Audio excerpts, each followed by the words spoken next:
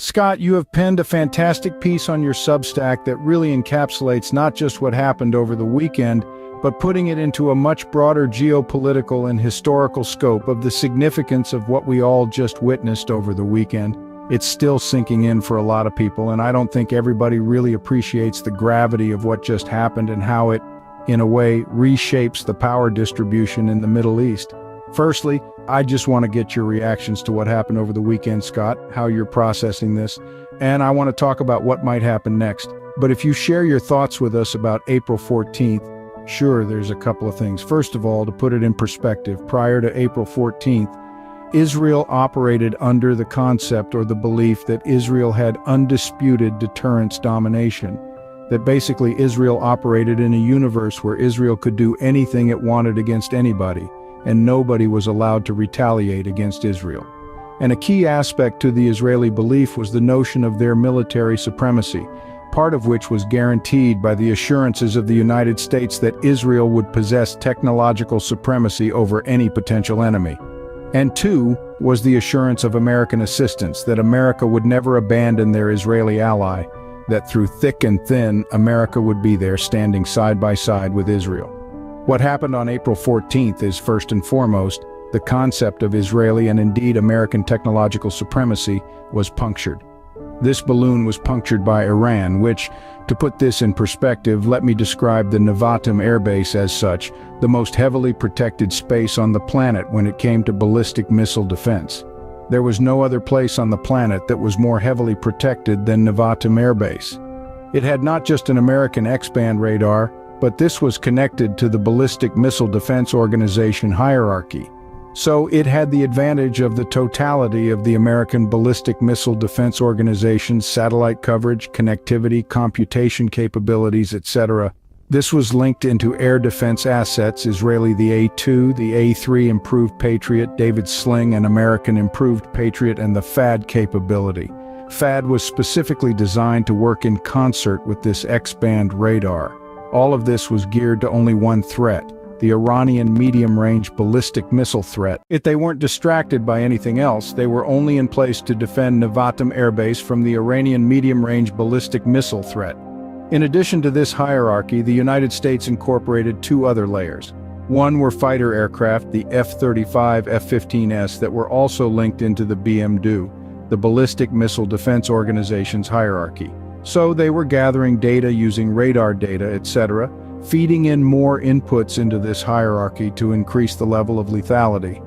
And then at least two Aegis-class destroyers that were ballistic missile defense system variants, meaning that they've been optimized not only to possess their own inherent capabilities through a radar and S-band radar onboard 360 degrees capability, but also the SM-3, SM-6 interceptors. But they also linked into the Ballistic Missile Defense Organization hierarchy, giving additional coverage, additional capability, etc. What Iran did on April 14th was fired 7 missiles at Nevat Air Base, and 5 of them hit their target, the most heavily defended place on the planet, specifically geared to defend from Iranian ballistic missile threats. 7 missiles were fired, 5 hit their target. Now, the Iranians weren't looking to do damage. They had given. Here's the other thing that people need to understand. The Iranians had provided at least 72 hours advance notice that they were going to do this attack. That was allegedly based upon a conversation between William Burns, the director of the CIA, who met with Iranian counterparts in the Middle East, and they had a conversation where Iran said, "This is what we're going to do." And Burns said, "As long as you don't kill civilians, do it." Now there's two aspects of this. Even the dogs are upset by this revelation, but, and I apologize for that, it's daytime and my neighbors are walking their dogs and my dogs go crazy. But there's two aspects to the Burns Med.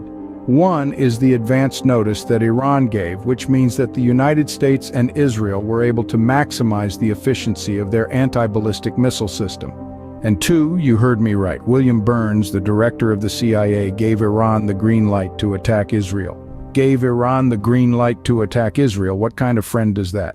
Not only that, the United States told Israel that while we will help defend you against Iranian ballistic missile attack, we will not participate in any Israeli response against Iran. You are on your own. And the reality is that Iran cannot carry out a meaningful military strike against Israel without American participation, so it ties Iran's hands. So despite all this, and then the other thing is the Iranians publicly announced that they were launching their attack by unleashing drones, slow-moving, noisy drones that said, "Here we come," for 5 hours.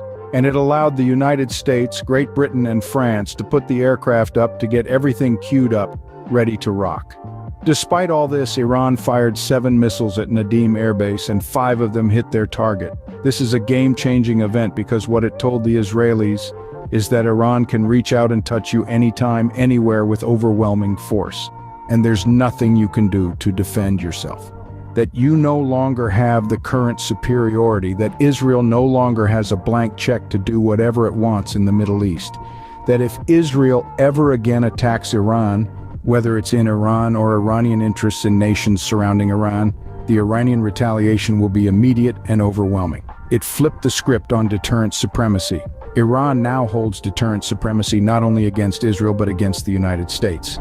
Because the reason why the United States betrayed their Israeli ally in this fashion is that they were told by Iran that should the United States participate in this attack, that every American base in the region would be leveled by Iranian ballistic missiles. And the United States knew, based upon their 2020 experience with Al-Assad Air Base, the retaliation for the assassination of Qasem Soleimani. The United States knew that Iran could deliver on that promise, and all of these things, all these realities, were known before April 14th. Only now they become ultra-real because of the action Iran took, the decisive action they took. But what's amazing, Scott, is they went over the heads of the Israelis in the sort of deconfliction line with the United States. So that means Iran is a bona fide regional power now, on the same level or higher than Saudi Arabia or Israel for that matter. Because really Israel then becomes a kind of subordinate in this communication between Iran and Washington. They're basically bargaining with Washington directly, saying, hey, this is what we're going to do. We're going to give you a warning. So this is what a normative state actor does. This is what a superpower or regional power does. Israel, on the other hand, has been acting like a rogue entity in the last 6 months, especially. So in a way, does this raise Iran's profile in the eyes of the strategists in Washington? What do you think? Well, I think Iran's profile has been already raised in the eyes of the strategists in Washington, D.C. I think we need to differentiate between military specialists and politicians. Military specialists have long known that Iran holds regional superiority over everybody, including Israel.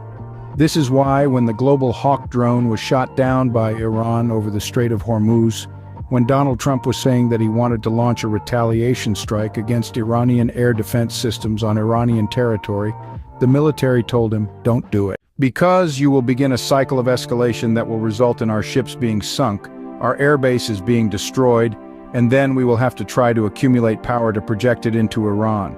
But Iran has ballistic missile capability that can touch us before we get there.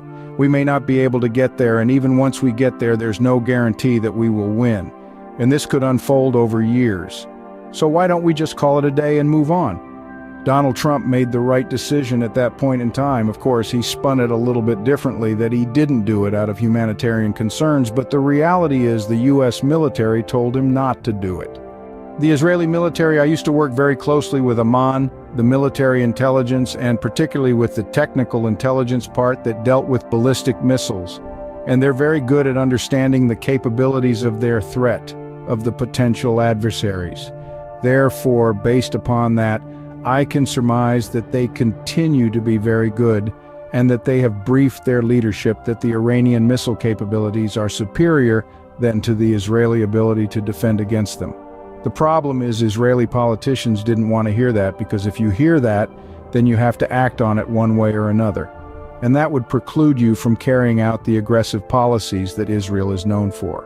For instance, assassinating Iranian military people on the soil of a sovereign Syrian state to bomb an Iranian consulate in violation of international law.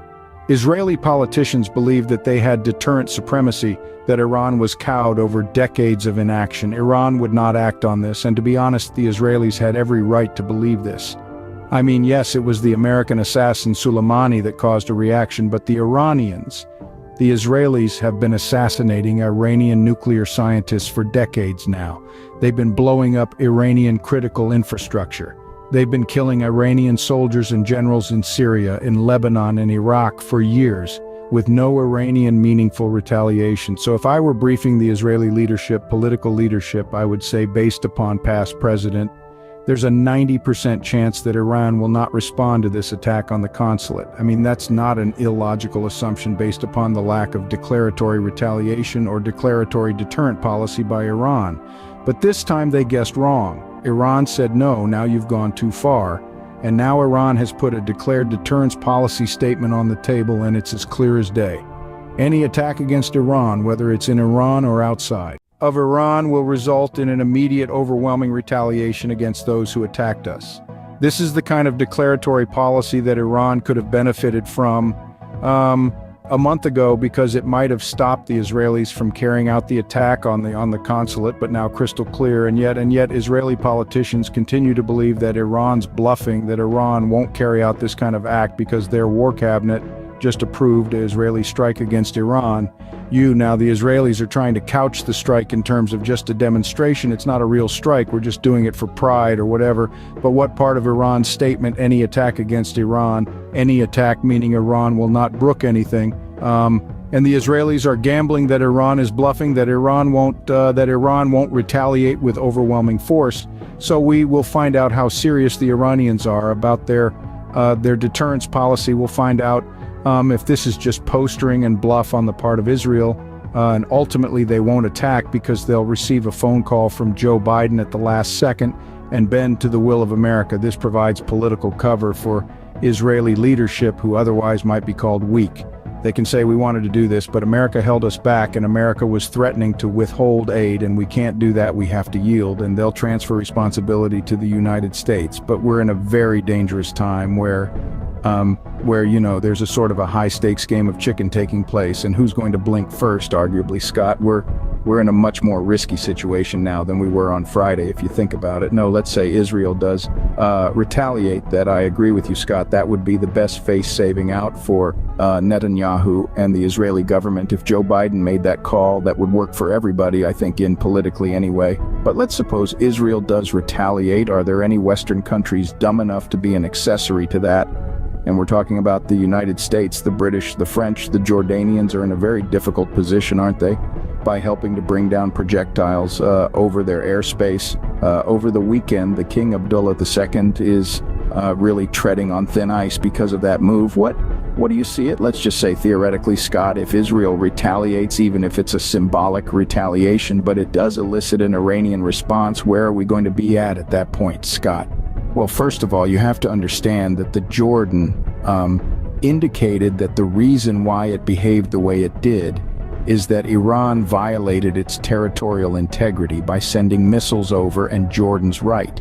First of all, you have to understand that the Jordan indicated that the reason why it behaved the way it did is that Iran violated its territorial integrity by sending missiles over, and Jordan's right.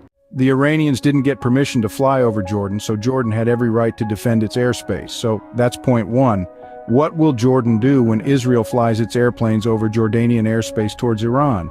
Will they shoot down the Israeli aircraft with the same vigor that they shot down the Iranian drones? That'll be the true test of the alleged impartiality of the King of Jordan. The answer is no.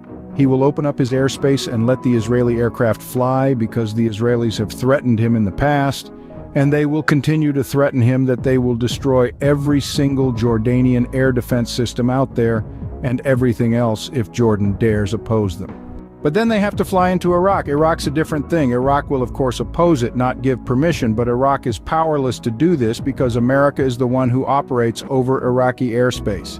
The United States can't refuel, can't provide any intelligence assistance, so American aircraft will effectively have to stand down, clear Iraqi airspace, and let the Israelis fly through a deconfliction, so to speak. But now the Israeli aircraft, remember, they don't have the ability to refuel. They will try to project some refueling capacity over Iraq, but they become vulnerable to Iranian air defense and Iranian fighter aircraft. The Israelis would have to put a permanent combat air patrol over Iraq to protect their refuelers. And this is difficult to do because that also requires refueling capacity, and Israel only has limited refueling capacity. So whatever strike they do will have to be a very small number of aircraft, but even with this refueling, the aircraft will have very limited operational parameters that they can operate on inside Iran, depending on what they're trying to strike, meaning that there's not going to be a great deal of maneuverability. It's going to be an in and out operation. If anything goes bad, they could very well get shot down. And here's the problem for Israel right now. Even though the concept of technological supremacy has been burst when it comes to defense, they have the F-35I, which is supposed to be the most advanced fighter in the world. They have advanced F-15E strike fighters. What happens when Israel loses a couple of these? What happens when Iran shoots some of them down? It not just bursts the Israeli bubble, but the American bubble, who the Americans are saying the F-35 is the ultimate aircraft. And if F-35S go down, this will be problematic for Israel, but basically what I outlined is a very risky operational parameter that Israel won't be able to apply with any significance or substance over Iran itself. Iran is a heavily defended airspace. It would be very risky, so Israel will seek to strike a minor target, maybe an Iranian oil platform in the Persian Gulf, maybe Kish Island. Something of that nature, something that demonstrates Israel's resolve without doing any damage. Now the question is, what does Iran do? Because there's no doubt that the strike will be very limited in scope and scale. In fact, I would imagine that it would be telegraphed to the Iranians, not the specific location, but the fact that this is not an all-out attack. Don't worry, Vladimir Putin, who considers Iran a close ally, has already made a phone call to the Iranian leadership asking them not to behave precipitously. He's not telling them not to do anything, he's just saying we need to calm this thing down. Will the Iranians listen? My inclination is to believe yes, they would, for the following reasons. Russia's hosting the BRICS summit in October. Iran's strategic priority is not war with Israel. Iran's strategic priority is normalization of relations with Gulf Arab states, creating a stable economic environment that better positions Iran to be a viable participant in whatever global economy is being shaped at the BRICS summit in Kazan, Russia in October. And Iran wants the Russians to advocate for their participation in this new global economy. In order to do that, Iran must convince the Russians that they are rational actors, that they aren't aggressively looking for a fight, regardless of the justification for this. Remember, this is Vladimir Putin, who has eaten a lot of crow over the years because of his measured actions vis-a-vis Ukraine in the West. This is Vladimir Putin, who knows what it means to pay a price for choosing diplomacy over military options early on. And so you can't pull one over on him, you can't say you don't understand. He understands very well the pressures that Iran is under, and he's a smart enough man to articulate this and use his very able foreign ministry to articulate this. So I imagine that Putin will continue to put the pressure on Iran for Iran not to respond in overwhelming fashion against an Israeli strike. Weighing against this is the Iranian Revolutionary Guard Command and the conservative members of the Iranian theocracy. These are people who have themselves eaten crow for decades, told not to retaliate, not to do anything, and they finally had the opportunity to establish a strong deterrence policy and put Iranian deterrent superiority on the map, and now they're being asked to stand down and nullify that, and this will be a very, very difficult pill for them to swallow. So Iran's going to have some very interesting discussions over the course of the next few days, and to me it's a coin flip which way they go. I wouldn't be able to tell you one way or the other, which I believe that logic tells me that they would take Putin's call and take it seriously. But I also understand the frustration of the Revolutionary Guard Command, which lost not only Qasem Soleimani but 3 other senior officers in the consular attack, and other officers they've been told to suck it up and not overreact for decades, and this is their moment. They had their attack, and they couched the attack in very moderate terms, meaning they didn't go in with overwhelming power. They were just trying to demonstrate a capability, and they were told that by being soft on Israel early on, that demonstration of capability would be sufficient to hold Israel at bay. But now Israel isn't being held at bay, and they're going to turn to their leadership and say, now it's our turn.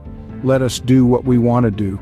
Let us do it how we want to do it, and that leadership is going to be in a quandary because both arguments are compelling. Is it now possible, Scott, that Iran could actually take out the very facilities in Israel that Israel would use to launch an attack against Iran? I mean, is that also a reality here? Because they have demonstrated that they can touch these air bases. It's not a very big territory, Israel, so they have their target list. What about this strategically, legally, they would be allowed to do this? Because Article 51 of the United Nations Charter allows for preemptive self-defense, meaning that you don't have to wait for the IND to attack you. Now just had a cabinet meeting, a war cabinet meeting, that said we have authorized an Israeli response. And the Israelis have run consecutive annual war games where they talk about bombing Iran. They have said the kind of targets they would bomb, command and control, nuclear infrastructure related to Iran's peaceful nuclear program, things of this nature. So Iran can say that there's an imminent threat from Israel that justifies preemptive attack under Article 51 concept of self-defense, and Iran would have every right now, the moment the cabinet finished, to launch an overwhelming strike against Israel's air bases, to take out the F-35S, the F-15S, to deny them the ability to use their runways to attack command and control facilities, to attack leadership facilities. All of these are legitimate targets. I don't think Iran's going to do that. What I think Iran could do is what they have promised to do. The moment the aircraft take off in Israel towards Iran, Iran will launch all of its missiles so that whatever surviving aircraft come back, there won't be any place for them to land. They may not have command and control connectivity because their leadership may have been eliminated. This is what Iran has promised to do, a tenfold response. But again, that phone call from Putin may hold their hand on this, may stay their hand. And then, then what does Iran wait for? Israel, for the Israeli attack to manifest itself, which from a common sense perspective, if you read the phone call from Putin, one way the phone call could go is that we will wait to see what Israel does. And then at that point, could it get escalated immediately to the UN Security Council level? Because you've said Russia will be involved in that, China, United States. If the moment Israel retaliates, it would be a snap emergency meeting, wouldn't there? I believe so, but I don't know. Russia could tell Iran to hold off until the Security Council meets and then hold that over to the United States to get some sort of vote to condemn the Israel actions. Now we're into politics and games, and what would Iran do? And again, I mean, the problem that we're facing here with that scenario is that scenario takes Iran down the path of doing nothing. And while that provides political cover for the Iranian leadership, saying that they've yielded to political pressure, etc., it also puts them in a very bad position with a very powerful domestic constituency, which is the Revolutionary Guard Command. And so, for that reason, to avoid that scenario, Iran may choose to retaliate. But Russia may tell them that if you respond with disproportional force, you lose our diplomatic cover at the Security Council. We covered for you on this last attack, but we can't guarantee to cover for you if you choose to behave so. This is a very complicated scenario. There's nothing black and white about it. Again, because I believe Iran's strategic focus is regional stability and economic prosperity for the Iranian people, that the Iranian leadership will opt for a face-saving mechanism that avoids full-scale war with Israel, retains a level of deterrent supremacy or superiority, but keeps Iran gainfully engaged with the Russians, the Chinese, and others on BRICS. What Iran doesn't want to do is enter the room in Kazan as a pariah state, as a state called a troublemaker. Iran wants to walk into that room and say we are a stable, reasonable power that is capable of dealing. With the law-based order of the world, and like Vladimir Putin, we have shown an ability to take a step back and not react when legally we could have reacted out of the interests of regional security. So I'm hoping that's the direction Iran goes, but again, the Revolutionary Guard Command is a very powerful constituent that has a very legitimate grievance. They have been patient too long, and now is the time to bring the hammer down. Quite prophetically, Scott, as you pointed out in your recent Substack piece in 2007, you made an address to the Jewish American Committee, and you were concerned at the time about Israel's behavior vis-a-vis its neighbors in Iran, that one day Iranian missiles would indeed rain down on Israeli territory. And I'm sure that wasn't a very popular thing at the time for you to say, but here we are, Scott, it's happened.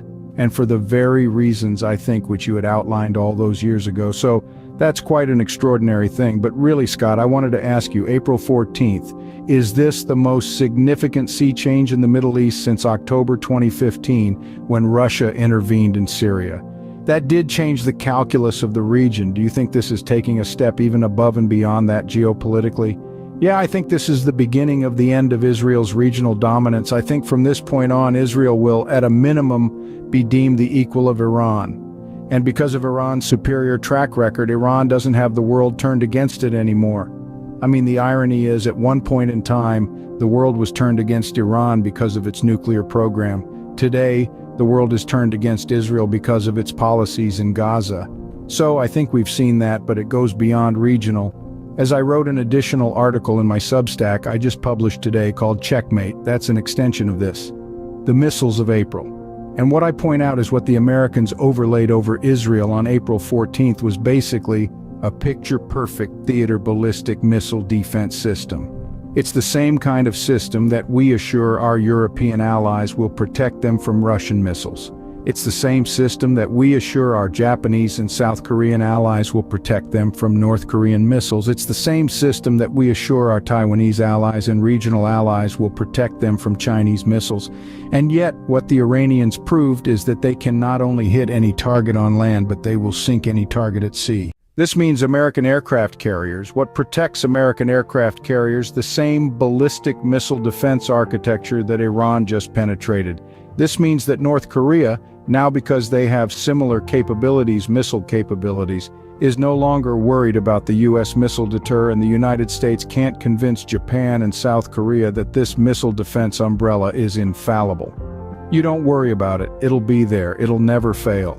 The Japanese and South Koreans are going, well, it failed in Israel. The Europeans are saying, wait a minute, you're telling us you can shoot down the Kenzal and the Ziran, but you couldn't shoot down these Iranian missiles. Why should we trust you? Taiwan saying, whoa, time out. You're telling us you could handle these Chinese missiles, but you can't going to sink your fleet. The fleet is supposed to be coming to our assistance. This changes everything. This puts America in checkmate globally. We have lost deterrent supremacy, not just Israel. And that's the game-changing moment here, because the United States has based everything its current posture vis-a-vis the world in terms of military power projection on the notion of the technological superiority of America's bell-bisted missile defense shield, and the Iranians just proved that it's not infallible, it can be defeated. The North Koreans have similar technology, the Chinese have similar technology, the Russians have similar technology. That means that America is vulnerable to all of its potential adversaries. Heaven forbid, Scott, this opens the door to diplomatic talk and negotiations, maybe some dialogue in all of these different theaters, rather than just threats and arming sides and so forth. Scene script, I mean, is there a possibility that we could be entering that phase now based on what you've said? It's the only way we enter that phase now. I'll show you from history. If you go back to the Cold War in the 1960s, the United States and the Soviet Union were engaged in a very dangerous and very expensive arms race where we were both producing missiles at the same time. We were producing anti-ballistic missile capability, and so as we developed new anti-ballistic missile capability, we had to develop new ballistic missile response to that. So that's how we got to multiple, re-entry vehicles, independently targetable, re-entry vehicles maneuvering independently target re-entry vehicles. And it became insane. So eventually the Russians and the Americans sat down and said, let's sign the anti-ballistic missile treaty. Let's just acknowledge that we can't build a perfect defense and that we're both now vulnerable to attack, mutually assured destruction. And since we know we're both going to die, we both won't fire missiles on each other.